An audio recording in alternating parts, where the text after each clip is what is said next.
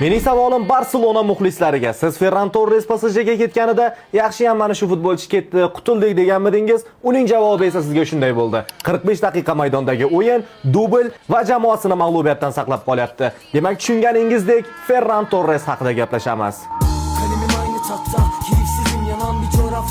Iltimos, shu ikkala golni tahlil qilaylik. Kechirasiz-ku, lekin bu vaziyatlarni yo'qqa chiqaradigan qovun strikerlar emas, katta darajadagi markaziy hujumchiga xos gollar. Vaziyatni eslatib o'taman. Paris Saint-Germain 2 gol farqi bilan ortda borayotgan edi. Birinchi bo'lim va ular uchun juda yomon o'tdi. Dembele va Kvaratskhelia ham o'z formasida emasdi. Bilasizlar, ular uchun mavsum mart oyidan boshlanadi. Xullas, hisob 2-0 ko'rinishiga yetgandan keyin Luis Enriquening jahli chiqdi va ikkinchi taymda bu yozda jamoa safiga kelib qo'shilgan Mika Götze hamda Ferran Torreslarni maydonga tushirdi va natijani o'zingiz ko'rib turibsiz. Lekin shu bilan birgalikda Fabian Ruizning ham maydonga tushganligini va bu gollarga qanday hissa qo'shganligini unutmasligimiz kerak. Jahon chempioni bo'lgan ispanlar o'rtasidagi aloqa darhol o'z samarasini berdi. Fabian Ruiz Ferran Torresga ajoyib, juda nozik uzatma berdi. Ferran Torresning yugurib chiqishini alohida gapirishimiz kerak. Haqiqiy top markaziy hujumchilarga xos bo'lgan ajoyib gol. Ikkinchi gol ham xuddi shunday. Fabian Ruizning uzatmasi, Ferran Torres esa yana bir bor o'zini sezdirib qo'ymay, himoyachilar orasidan bo'sh qoldi. U birinchi yugurib chiqib, to'pga birinchi bo'lib yetib keldi va bosh bilan zarba berib gol urdi. Va u birinchi bo'limning o'zida PSJni mag'lubiyatdan qutqarib qoldi. Agar mavsum boshida PSG yutqazganida, bu juda yomon boshlanish bo'lardi. Chunki Parij jamoasi anchadan beri mavsumning ilk turida mag'lub bo'lmagan. Lekin bu Ferran Torres uchun haqiqiy telbanamo debyut deb bemalol aytishimiz mumkin.